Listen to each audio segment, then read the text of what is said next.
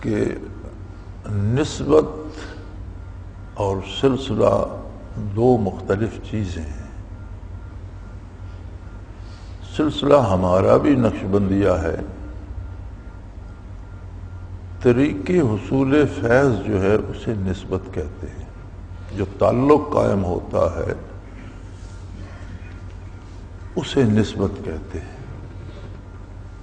اور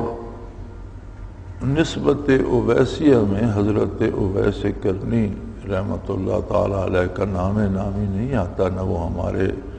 ہمارے بزرگ ہیں، ہم ان کی جوتیوں کی خاک کی بھی قدر کرتے ہیں، لیکن ہمارے سلسلے کے مشائخ میں وہ نہیں ہے۔ ایک طریقہ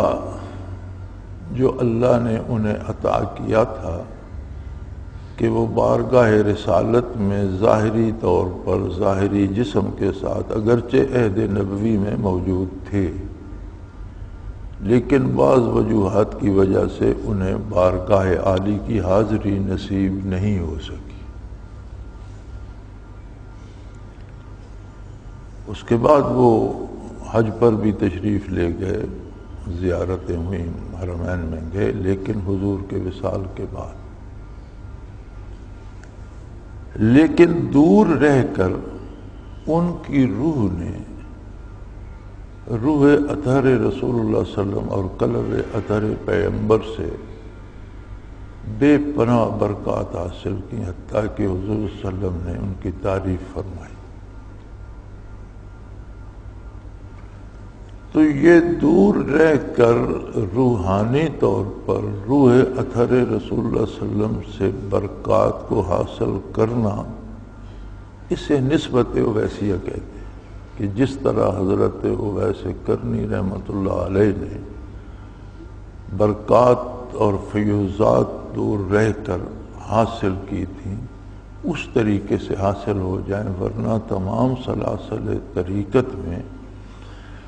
طالب شیخ کی خدمت میں حاضر ہوتا ہے، وہ اسے لطائف کراتا ہے یا مراقبات کراتا ہے، پھر وہ چلا جاتا ہے، تو برسوں بعد بھی آئے تو اس کا سبق وہی ہوتا ہے۔